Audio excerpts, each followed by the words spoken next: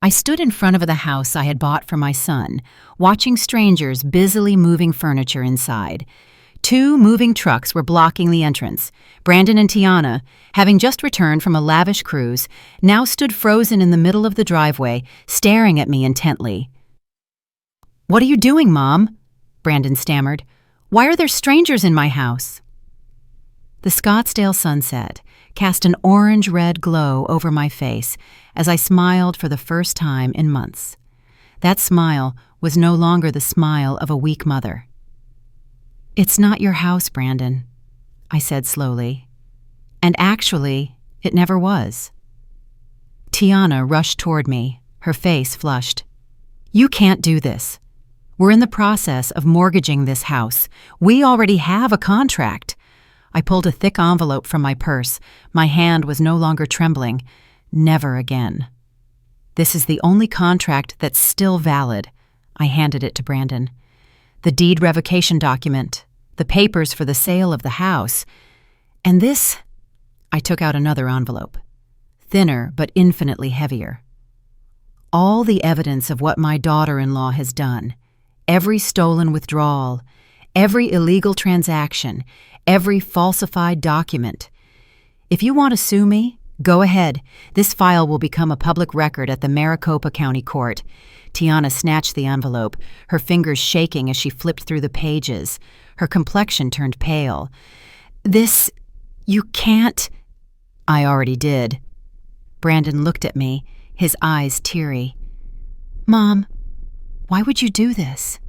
I'm sorry about the cruise, but it's not about the cruise, Brandon." My voice was strangely calm. "It's about you and your wife thinking I am an ATM, that I would stay silent forever, that I would never say no." I turned my back, walking toward the car, waiting at the end of the drive. But I did say no, and now it is too late. Where did it all begin? It began with a text message. A brief message I never thought my son could send. Let me tell you. What did that text message say, and why did it burn everything down? Listen closely and carefully to the next part of this story right now. My kitchen in Arcadia was always flooded with the morning light. That's why I chose this house after Richard passed away. The large windows facing Camelback Mountain, the sun filtering through the white curtains, touching the coffee mugs I had collected from all the places we had traveled. But that morning, the light didn't seem warm enough.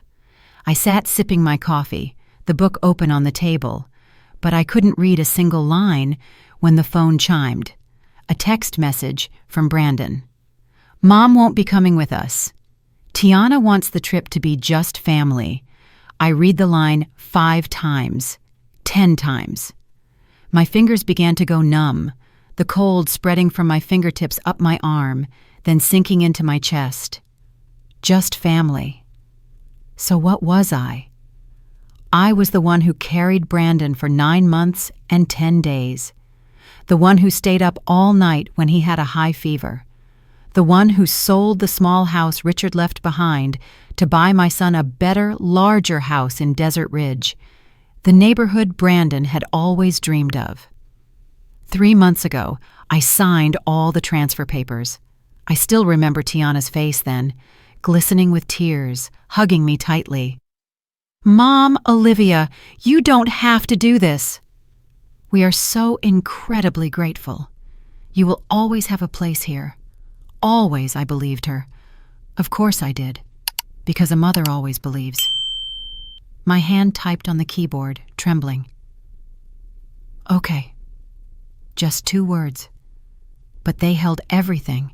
The pain, the betrayal, the shattering, and a quiet awakening.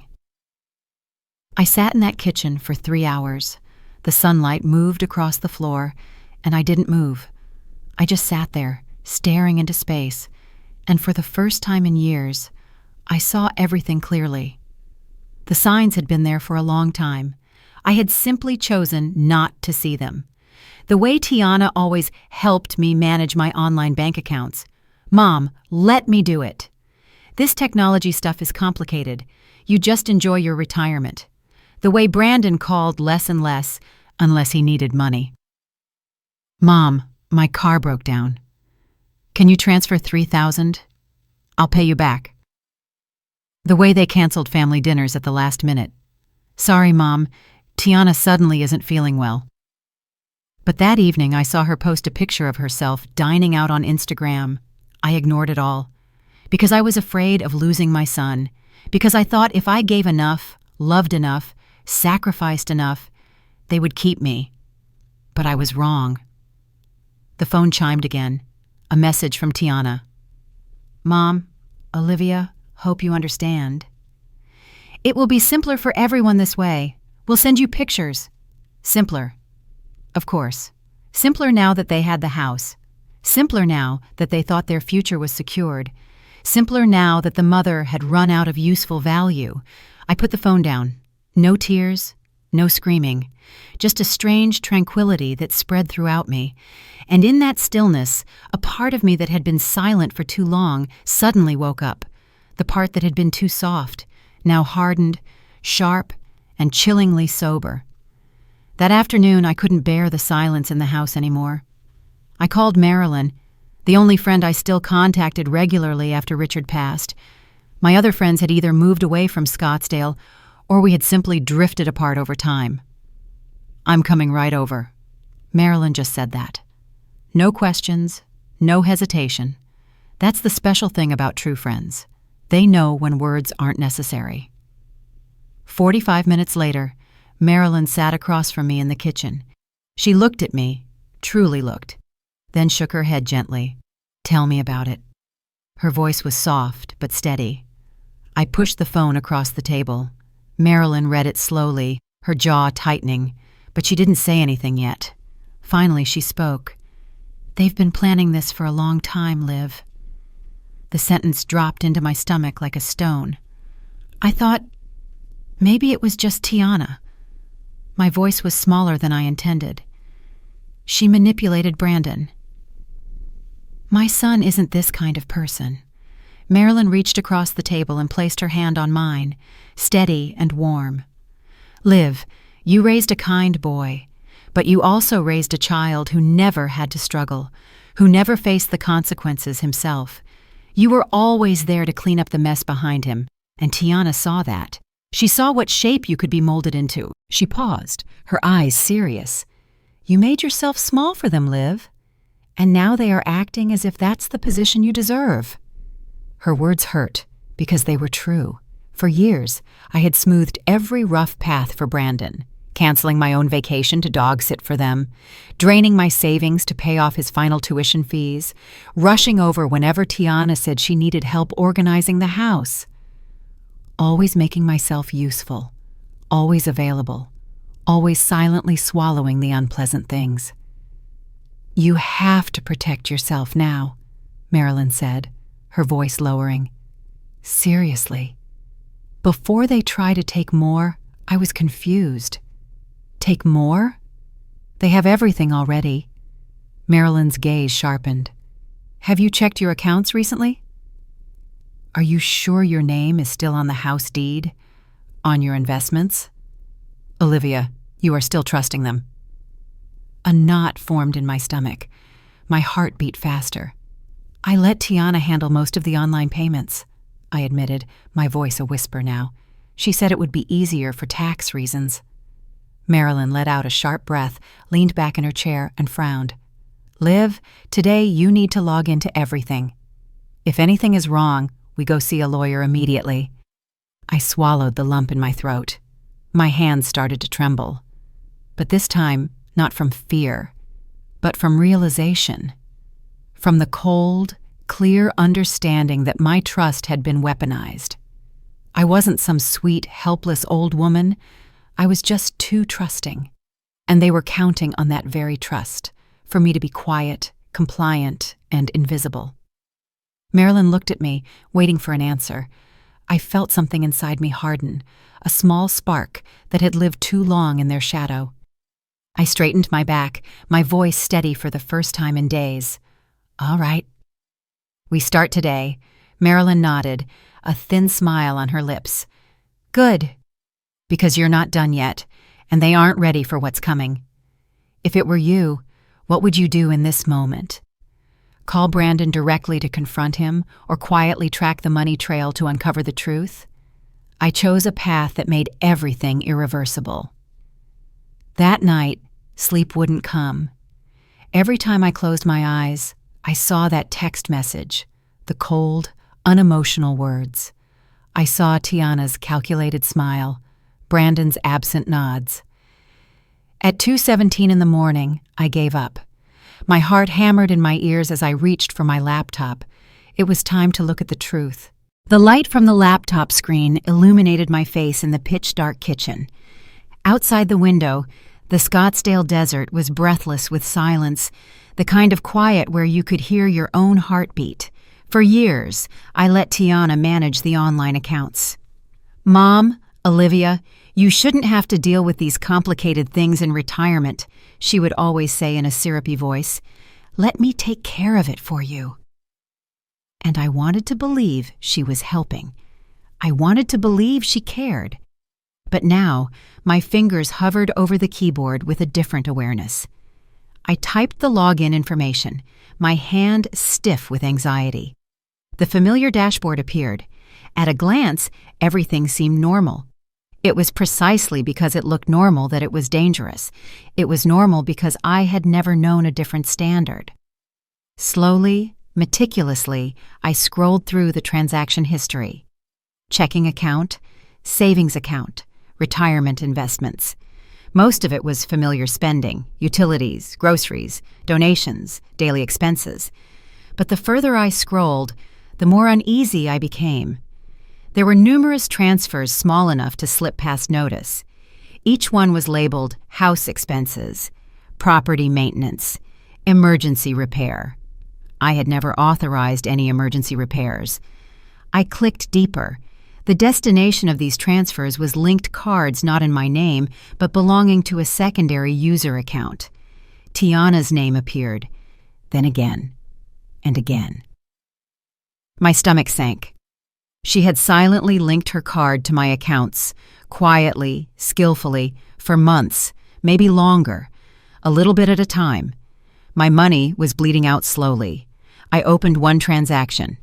$500, interior upgrade. I had never requested any upgrade. Another transaction, $800, emergency AC repair. The last time I visited Desert Ridge, the AC was running smoothly. Then a larger one, $2,000. Painter deposit. There was no painter. I sat still in the dark, letting the screen illuminate the space in front of me, feeling the world tilt. This wasn't just about being cut from a cruise. It wasn't just about hurt feelings or petty family stress. This was theft. And Brandon, my son, was he so blind he didn't see? Or did he know and turn a blind eye, as long as the money kept flowing? A wave of heat swept over me. Not anger, not yet, but something colder, sharper. I closed the laptop gently and sat in silence. The pale yellow kitchen light caught the corner of a few family photos on the wall, pictures that once filled me with pride. The Disney trip when Brandon was small. I paid for everything. Cancun when Tiana first joined the family. I funded the whole package. The Christmas cabin, I told myself it was my gift to them. Always giving, always finding reasons to forgive their silences. I remembered the housewarming party last spring.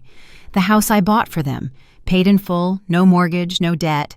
A fresh start for their marriage, the greatest gift of my life.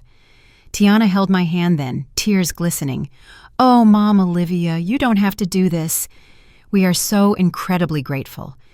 You will always have a room here. You know that." And I believed her. Of course, because mothers always believe. I remembered the nights I personally painted the master bedroom for them when they were busy with work. I chose a soft lavender because Tiana said it was soothing. I ordered furniture online, assembling it myself in the garage. Every curtain rod, every floor lamp, every throw blanket, I chose with love. Back then, it was easier to just stay busy, to pretend the growing distance was just stress, just work, just young people managing. But it wasn't. the heavy truth pressed on my chest. I had made myself useful for so long, the fixer, the funder, the silent helper, that they stopped seeing me as a person. In their eyes, I was a resource, a wallet, and when the wallet ran dry, the woman attached had no value. The next morning, I couldn't bear the silence any longer, but this time I didn't call Marilyn. I needed evidence, not comfort. I called my financial advisor, Zoe Chang, who had managed my portfolio for years since Richard was alive. I kept my voice calm, polite, like a routine checkup. I didn't want to raise any red flags. Not yet. "Of course, Ms. Sanders," Zoe said cheerfully. "How can I help you today?" "My son and daughter-in-law assist with some family expenses," I replied evenly, "but I want to ensure everything is still structured exactly as per our original plan." She opened the file, and I forced myself to breathe steadily, though my hands were shaking under the table. Zoe's tone shifted slightly. "Generally stable, but I see some recent activity. There have been several scheduled fund transfers, mostly for home renovation." I swallowed hard. "Renovation?" "Yes, quite significant. A few large amounts for design upgrades and advance painter payment." My heart pounded. "Who authorized those payments?" She paused for a beat. "Technically, you did, at least through your delegated representative account." My stomach clenched. "Which representative?" "It appears your authorized sub-user, Miss Tiana Roberts, has been handling it. She has full access under the durable power of attorney you signed last spring." I closed my eyes. I remembered that appointment clearly. Tiana insisted I sign document updates for easier handling in an emergency, even bringing the notary herself, smiling the whole time. Of course, it was that. "Thank you, Zoe," I said calmly. "Please flag all future transactions for my personal approval before processing. I will be managing things myself from now on." She agreed immediately. I hung up the phone and sat in silence. There was no room left for doubt. Tiana wasn't helping. She was positioning for the moment she and Brandon could quietly bleed the accounts dry, turning the house into their spoils. My retirement money was not their early inheritance. Not yet. But they were spending it as if it already were. I looked at Richard's locket on the windowsill. A gift for our 30th anniversary. He would have seen through this sooner. He always told me to be cautious. But I had wanted to believe in family too much. For years I made myself small to avoid conflict. But love without respect is just a prison. And I had just found the key. I turned to look at the empty shelf by the living room, where Brandon and Tiana's housewarming photo frame used to sit. I had taken it down 2 nights ago. The empty shelf looked better, lighter, and for the first time so did I. They had bet on my silence. They were going to pay for that. If you discovered at this very moment that a relative was exploiting your power of attorney to withdraw your money, what would you do first? Silently gather enough evidence, or call them straight to confront? I chose a move that changed the entire game. That afternoon, I drove to the small park near Camelback Mountain. This was where Richard used to sit every Sunday afternoon, reading the newspaper while I fed the ducks. He called it our little corner of peace. I sat down on the stone bench under the old oak tree. The gentle breeze carried the scent of the dry desert, the smell of cactus, hot earth, and something wild, untamed. The Scottsdale sunset began to paint the sky a band of orange-red, as if the desert were on fire. I didn't say anything, just sat there, breathing and listening. Then I whispered to him, as if he were still sitting beside me, "You would have seen this, Richard. You would have warned me." My fingers traced the edge of the locket, still around my neck. My thumb touched the tiny engraved numbers, the day we paid off the loan on our first home, the day we believed we were building a foundation for a future. Brandon was still the bright-eyed little boy, eager to build a treehouse, not schemes. I bit my lip hard to stop it from trembling. I didn't want to cry, not anymore. The tears had run dry a long time ago.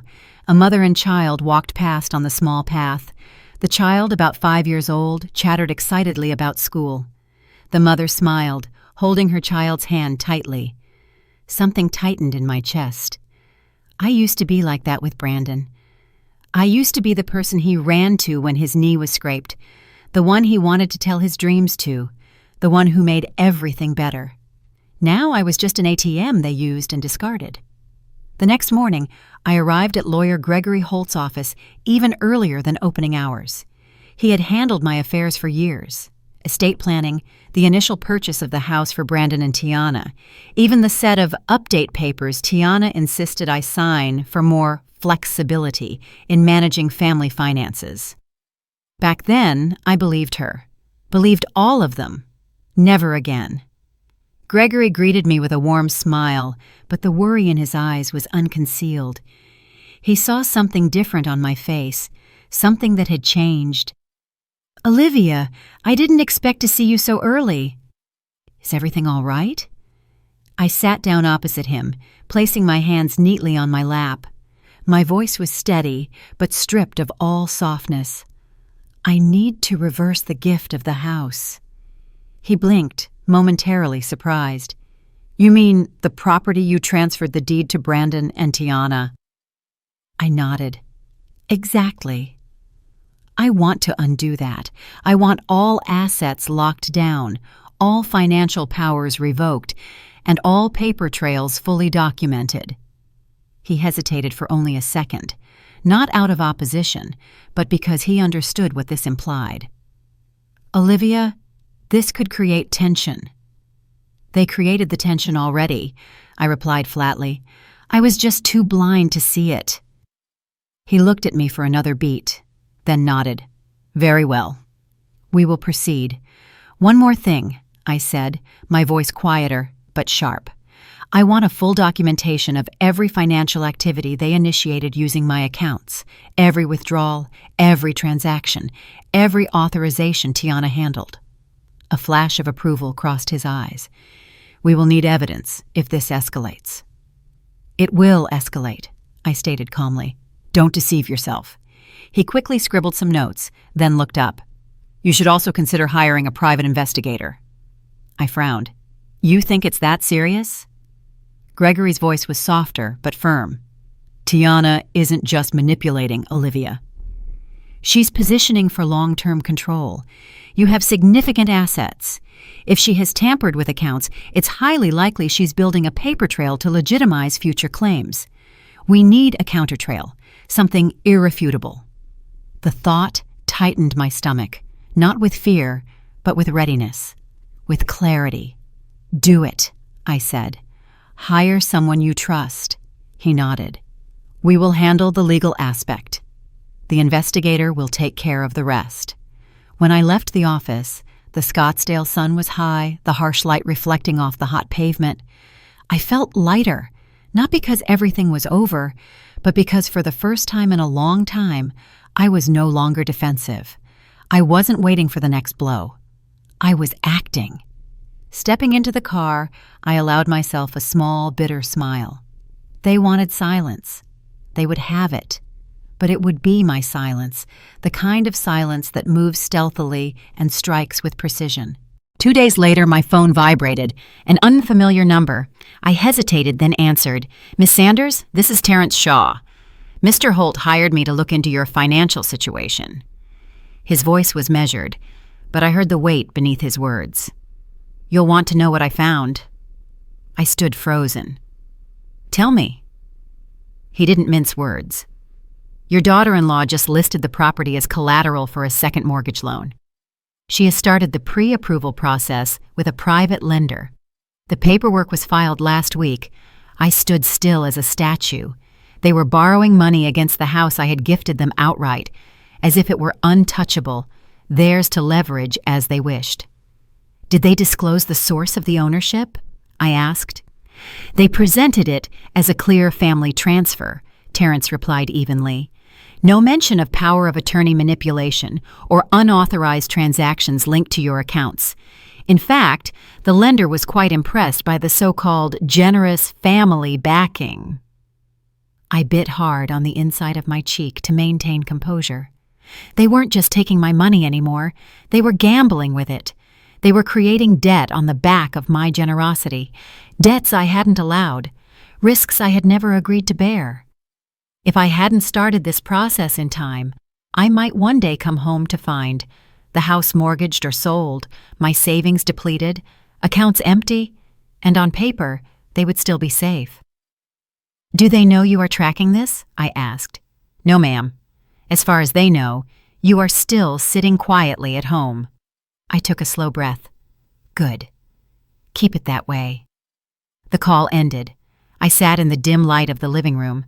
The hum of the refrigerator was the only sound. This was no longer betrayal. This was an ongoing theft. And strangely, I wasn't panicked, not angry.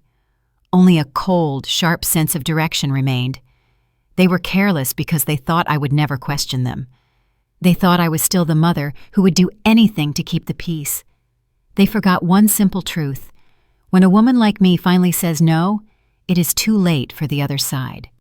I stood up, smoothed down my shirt, and looked through the window toward the distant mountains, the path Richard and I used to hike every fall. The fiery sunset was painting the desert in the color of fire. And in that silent moment, I smiled. "You gambled with my gift, Tiana. Now I will gamble with your future." That morning, just as I stepped into the kitchen to make coffee, I saw it immediately. A white envelope had been slipped through the mail slot, the exact kind of envelope Tiana always used for the documents she helped prepare for me. A note was stuck on the envelope, the handwriting heart-wrenchingly familiar. "Just sign whenever it's convenient, Mom. It will make things easier while we're away.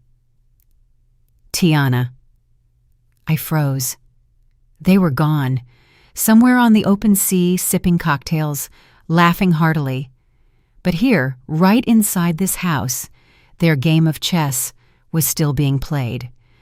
I opened the envelope with cautious fingers, pulling out the stack of papers. At a glance, everything seemed harmless. Routine updates, common amendments. Tiana was always good at disguising control as convenience. But reading deeper, the empty pit in my stomach widened. Hidden among the small print, tucked away beneath vague language like streamlining the estate and simplifying authority, was a full power of attorney, permanent, irrevocable. With just my signature, Tiana would gain complete legal control over my finances, my assets, even my medical decisions. In short, my entire life. My breath caught as the weight of the truth pressed on my chest. They weren't just positioning, they were ready to take everything. Not later. Not someday. Right now. I gripped the stack of papers, my hand trembling slightly, not from fear, but from the cold realization of how far they dared to go. Tiana didn't want to wait for me to pass away naturally. She wanted control while I was still alive, erasing me politely, legally, without dirtying her hands. And Brandon, my son, was he truly blind, or was he pretending not to see what Tiana was doing? Either way, the answer was equally devastating. They were no longer family, they were predators with familiar faces. I gently slid the unsigned papers back into the envelope, placing it back on the shelf, as if I had never opened it. Let them believe I hadn't noticed. Let them think I was still that naive woman, trusting without question, signing without reading, smiling and saying, "Thank you, dear." But that woman no longer lived here. The private investigator was coming this afternoon. My lawyer had already begun freezing all general authorizations. And now, with these documents, I had one more piece, written proof of their intent. I sat down at the kitchen table as the morning sun poured through the window, warming my cheekbones. They thought this was still their game. They forgot one thing. Silence doesn't mean weakness. Exactly at 3 p.m, Terrence Shaw arrived. He was tall, thin, with observant eyes that missed nothing. The kind of person who had seen enough deceit not to be surprised anymore, but was still decent enough to care. "Ms. Sanders," he shook my hand firmly.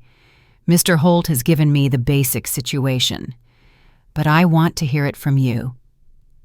We sat in the living room, the sunset light casting a warm amber glow through the window.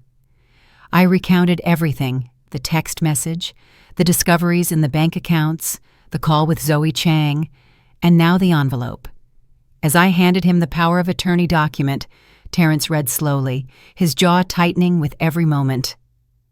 "This document is very cleverly drafted," he finally said. "Someone invested time and money. If you signed this, they would have the right to sell your house, drain your accounts, and even place you in a care facility of their choice." He looked up, perhaps expecting me to panic. I looked straight back, my voice steady. "Then we move faster." A flicker of respect appeared in his eyes. "We have most of the paperwork ready. The house reversal filings are in motion, and so are the account freeze orders. The financial audit has begun. But after seeing this," he lightly tapped the POA stack, "we will proceed more aggressively." I leaned forward. "Lock everything down. No one touches my accounts but me. Not a single dollar moves without my signature." "We are also drafting a legacy protection clause." Terrence nodded. "If they try any legal coercion, we have a timeline of manipulation to counter them with." I leaned back, breathing slowly.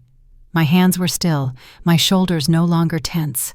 For the first time in months, perhaps years, I was no longer just reacting. I was building a wall they wouldn't see until they slammed straight into it. After walking Terrence to the door, I took a tour around the house with new eyes. These walls were no longer about warmth or shared memories. They were monuments to the generosity I had given and the entitlement they felt they deserved. I stopped in front of the empty shelf where the housewarming photo used to be. I opened the drawer, pulling out the frame again. I looked at the smiling faces. "You thought I was here to serve," I whispered to the frame. My thumb brushed across Brandon's face. "You thought I would never say no." I turned the photo face down, pushing it deep into the drawer, leaving it in the dark. If you had enough evidence in hand right now, what would you do? A, send a message saying, "Stop while you still can"? Or B, stay silent until the very end, letting the court and the paperwork speak for you? My next decision ended all possibility of retreat. 2 days later, my phone vibrated. Terrence's number. I answered on the first ring. "Ms. Sanders," his voice was still calm but heavy. "You'll want to see what I found." "It's better to meet in person." An hour later, I was sitting in Gregory Holt's office. Terrence spread papers across the table. "It wasn't just petty withdrawals," Terrence began. "Your daughter-in-law used your retirement funds to pay off her personal credit card debt. She transferred money into a private investment account linked to her maiden name. She even used your name to apply for pre-approval on that second mortgage they were planning to take out on the house you gifted."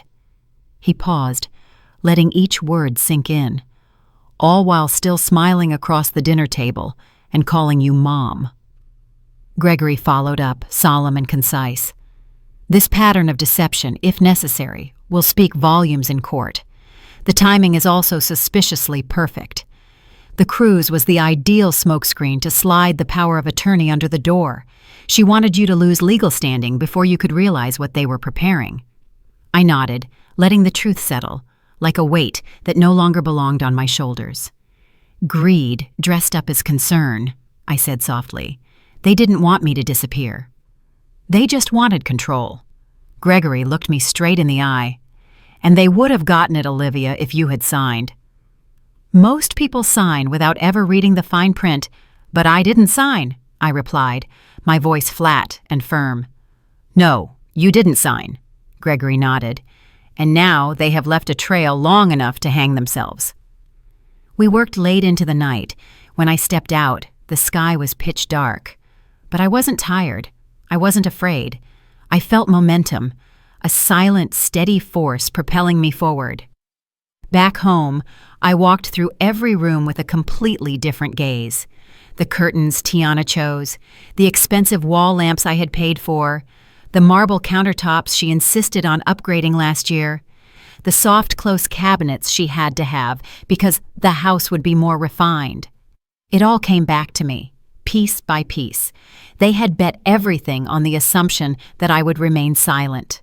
Too old, too kind, too eager to cling to whatever scraps of affection they threw down. They forgot who built this house. I lightly ran my fingertips along the edge of the kitchen counter, whispering, "You planned to erase me while I was still breathing. Now I am erasing you while you are still pretending to smile." Tomorrow the paperwork would be filed, the house reversal completed, the account freeze activated. By the time their cruise ship docked, the world they thought they owned would have vanished, and they would only find that out when they tried to step inside. The files lay directly in front of me, waiting silently. Everything was ready: the house reversal, asset protection, and the complete revocation of Tiana's financial access. Every loophole they had created for themselves was sealed. Every inch of ground they thought they held was pulled out from under them, and it all happened without a confrontation. Gregory Holt stood still at the end of the conference table. The notary gently adjusted her pen, waiting patiently. Only my signature remained. For a brief moment, my hand hovered over the page, not out of hesitation, that had long since fallen away from me, but because of the gravity of the moment. This wasn't just a legal procedure. This was years of sacrifice, devotion, blind love, and painful silences, all being rewritten in black ink. The notary looked up, politely silent but clearly expectant.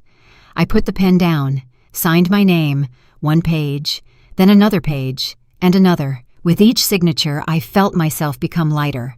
When the final page was signed, Gregory carefully gathered the documents. His expression remained calm, but his low voice carried a quiet satisfaction. "It is done, Olivia. The reversal has been executed. Legally, the house is back in your name. Every authorization they held is void. Now no one can touch anything of yours. Accounts, assets, even utility bills." I nodded softly. My voice was calm. "If they try to object?" Gregory's gaze was sharp. "We have all the evidence. The investigator's report, the unauthorized transactions, the coercive power of attorney. They slipped under the door while conveniently away. If they challenge this, they expose themselves." I exhaled slowly. The fear was gone. The waiting was over. For the first time in years, my future belonged to me again. Stepping onto the stairs of the Maricopa County Superior Court, the afternoon breeze was cool. Their cruise ship was 4 days from docking. 4 days before they returned, expecting to walk back into the world they controlled. They didn't know the locks had changed. They didn't know the house they intended to mortgage had been sold, quietly, legally, irrevocably, while they drifted on the ocean, smugly believing they had won. The deal had closed just hours before I signed the reversal. Clean buyer, all cash, fast closing. The money was transferred to a new account, one they couldn't touch, one they didn't even know existed. I smiled as the wind swept across my cheek. They thought I was helpless. They thought silence meant surrender, but silence can be powerful. That evening, I didn't turn on the lights. I sat by the window watching the streetlights cast long shadows on the empty sidewalk. Outside, the world moved peacefully. Within these walls, the storm was unfolding in silence. I wasn't scared. I wasn't confused. I was calculating. They thought I would collapse under the weight of their betrayal. They thought a kind smile and the words, "We're just helping Mom," would bind my hands. The truth was simple. They built their house of cards on my trust, and now I had simply stopped holding my breath. A neighbor's car pulled into their garage, the headlights sweeping across my living room, briefly illuminating the empty space above the fireplace where the family photo once sat. The empty shelf looked cleaner, more honest. I whispered into the stillness, just for myself to hear. They gambled with my gift. Now I am gambling with their future, saying it aloud. It felt right. I had spent years swallowing every discomfort, telling myself that love meant enduring, that being needed was the same as being loved, But being needed is not the same as being loved. They loved my money. They loved my usefulness. They loved my willingness to give. And as soon as they no longer needed me, the mother, the woman, they pushed me to the margins with a smile. Now they were too far out on that limb. I didn't need to push, I just had to let go. I closed my eyes, seeing Tiana's face, the rehearsed look of concern, the syrupy tone whenever she wanted something. You're like a second mother to me, Olivia. A lie. No one erases their mother. No one buries a power of attorney beneath a stack of meaningless forms unless they've been preparing for a long time. I opened my eyes, leaned back, and felt my spine straighten. They counted on my silence, but now silence was my weapon. My phone vibrated on the kitchen counter. A text message from Brandon. "Mom, did you sign those papers Tiana left? We'll need them when we get back." The words were cold and empty. He rarely called me Mom for months, but now that everything was being taken away, he suddenly remembered who I was. I did not reply. A second text followed immediately. "Mom, are you okay? Please answer." My thumb hovered over the screen and then moved away. I did not text back. I had learned my life's lesson. People only remember you when you dare to say no. I placed the phone face down on the table and walked to the window. The evening wind carried the simple, honest sounds of children laughing and playing down the street. Behind me, the apartment was quiet, safe, and empty in the best way. No more manipulation, no more hidden agendas, just peace. They thought I couldn't live without them. The truth was, I had been suffocating beneath them for years.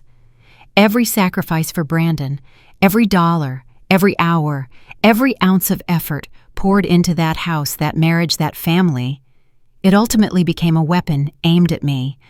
And yet, standing here, stripped of the things I thought I couldn't let go of, I had never felt so light. Let them be furious, let them reel, let them blame. I had nothing left to give, and that, ironically, made me the freest woman I had ever known.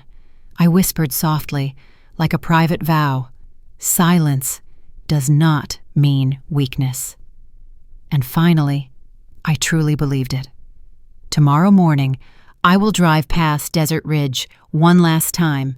I will park a block away, standing in the shadow as Brandon and Tiana pull up, tanned, relaxed, carefree.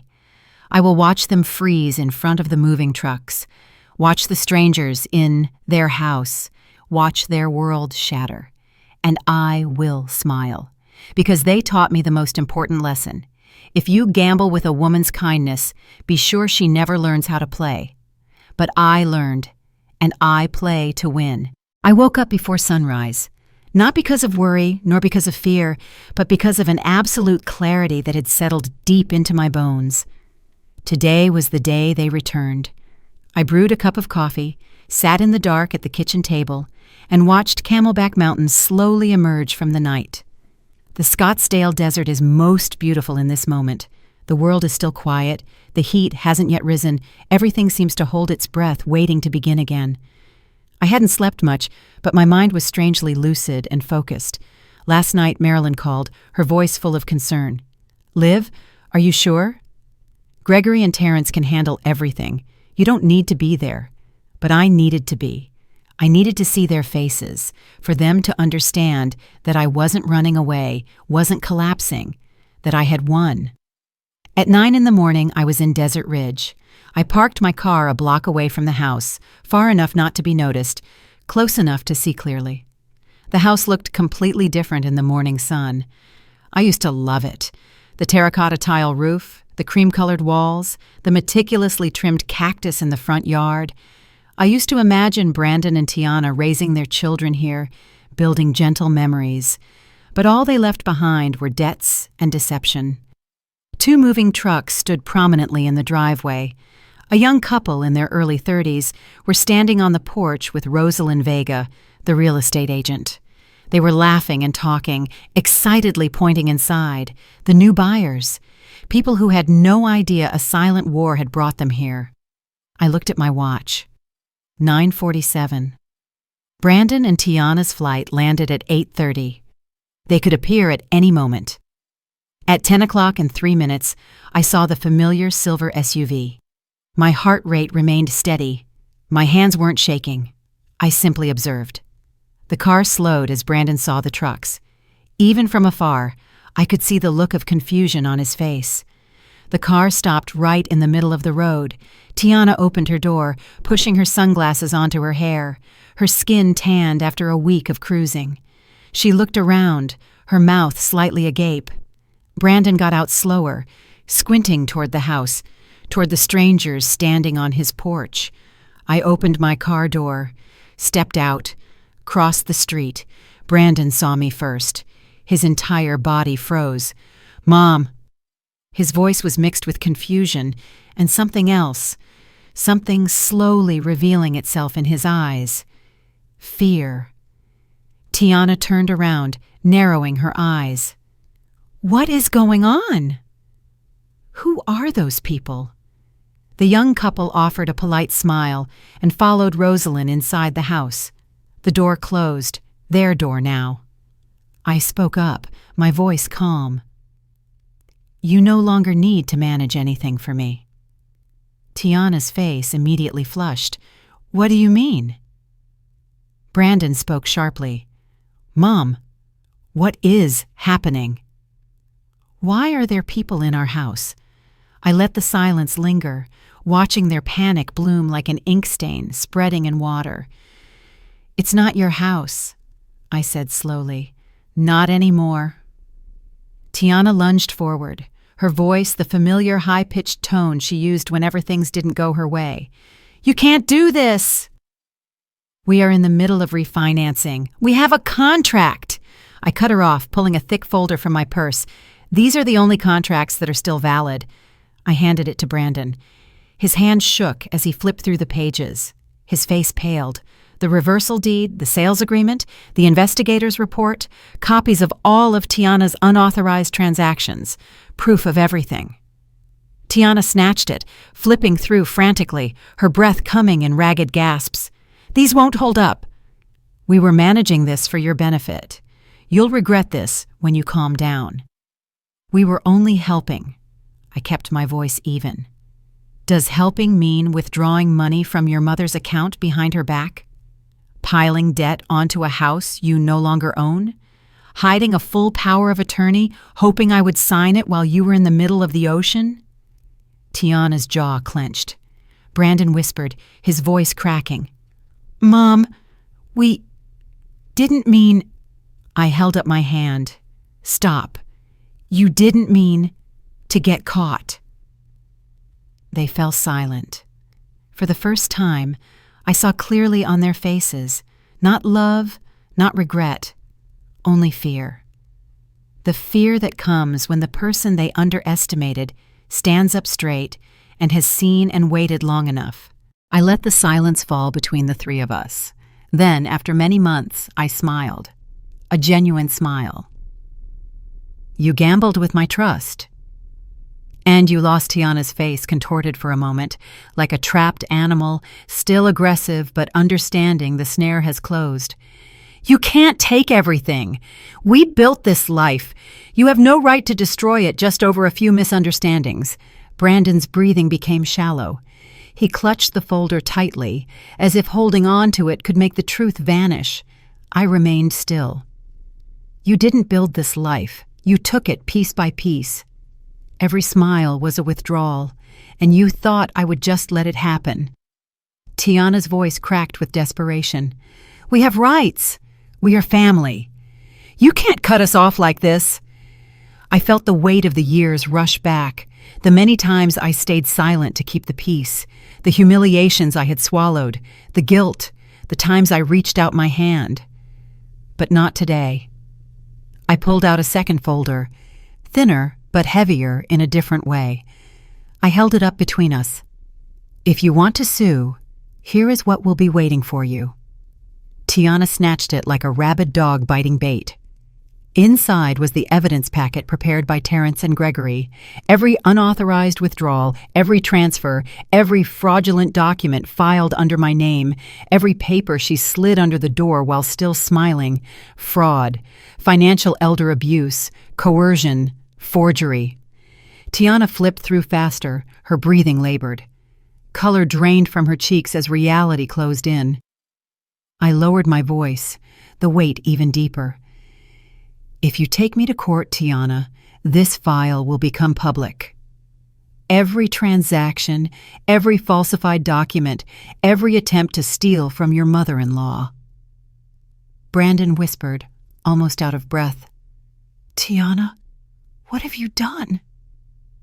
She spun around abruptly, her voice breaking. Don't put this all on me, Brandon. You were happy to let the money flow in, too. Brandon stood there, eyes wide, his shoulders slumping under the weight of what was crumbling before him. I watched closely. The marriage that had seemed united in its quiet cruelty was fracturing rapidly. I took a breath, speaking my final words. I am your mother, Brandon. His lip trembled, his head bowed. For a brief moment, I saw the little boy from years ago, the one who asked me to fix his toy truck, who ran to me with a scraped knee. But that boy was long gone, and I was done mourning. You turned me into your target.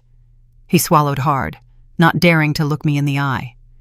This is not revenge, I said slowly, my voice softer. This is protection. For the first time in years, I am protecting myself. Tiana threw the folder onto the pavement, glaring at me. You think you won, but you'll end up alone. I smiled again serenely. Better alone than used. I turned my back, walked away. I did not look back. I drove slowly back to my apartment. The engine hummed smoothly as I glided through the quiet streets of Arcadia.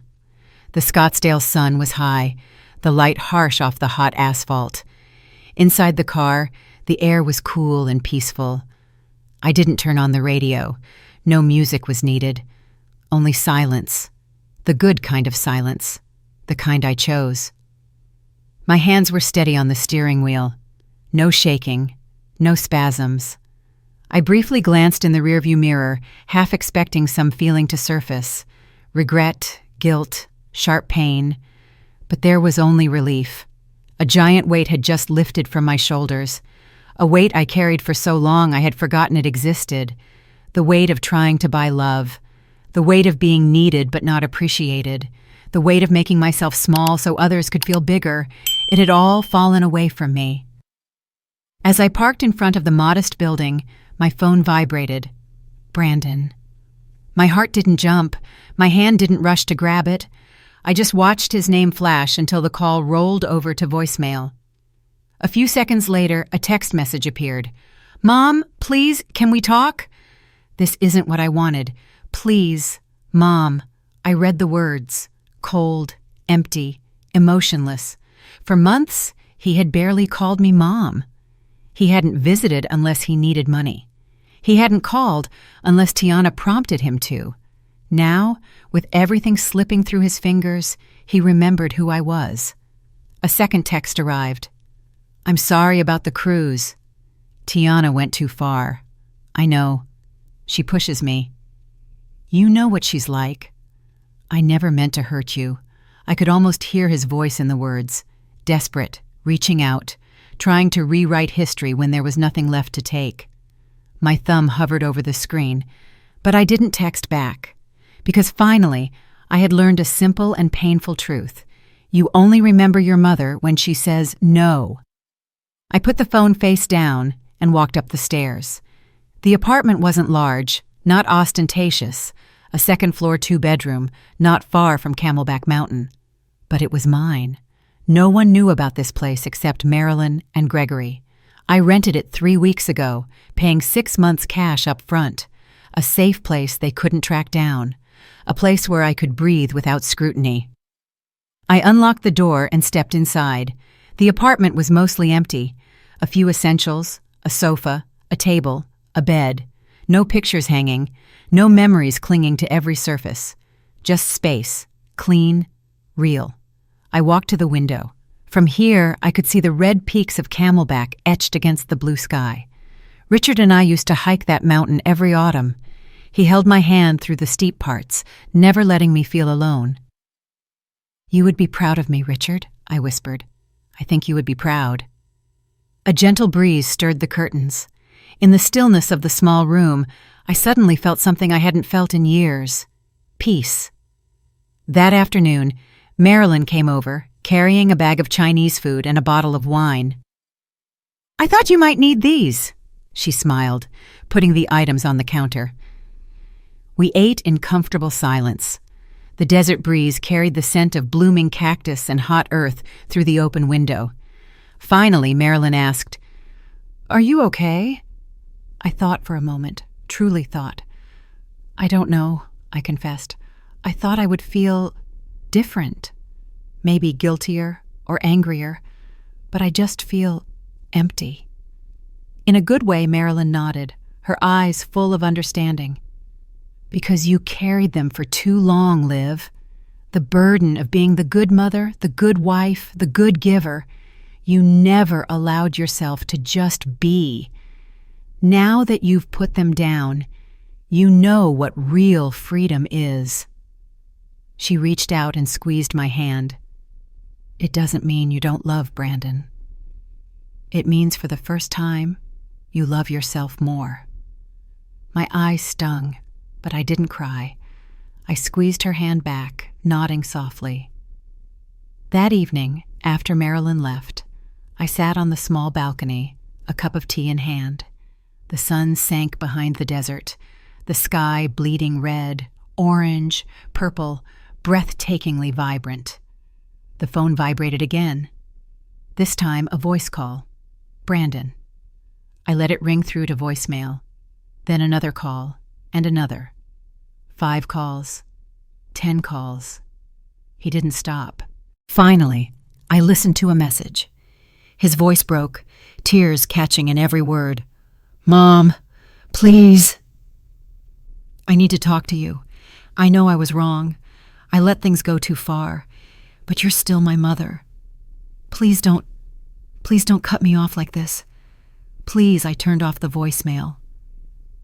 A small part of me, the scarred part, wanted to pick up, wanted to believe he was truly remorseful, that he had learned something, that we could mend things. But the larger, steadier part knew better. He wasn't sorry he hurt me. He was sorry he got caught. He didn't miss his mother. He missed her money, her house, the feeling of security that came with always having someone who said yes. And I was done with that role. I looked up at the desert as the last light faded. Stars popped into view, scattering pinpricks of light across the deep sky. Richard once told me years ago, while we lay under the stars on a camping trip, "Olivia, you are the kindest person I know, but don't let your goodness turn you into a doormat for others." I had laughed it off then. I didn't understand what he meant. Now, under the very same starry sky, I understood. Kindness without boundaries is not a virtue. It's an invitation to be abused. And it had taken me years to learn that lesson. The phone vibrated again, this time an email from Gregory Holt. "Olivia, reporting for your peace of mind. Tiana and Brandon found a lawyer threatening a lawsuit. But after their counsel reviewed the evidence we possess, their lawyer advised against proceeding. They have no case. If they push it, they could even face criminal charges. You are safe. It is over." I read it 3 times, letting each word sink in. It was over. I leaned my head back against the chair, looking up at the stars, and for the first time in months, perhaps years, I smiled. Not a bitter smile, not a sad smile, but a clean, light one. They staked everything on the assumption that I would be silent, that I was too old, too timid, too desperate for affection to fight back. They forgot one simple thing.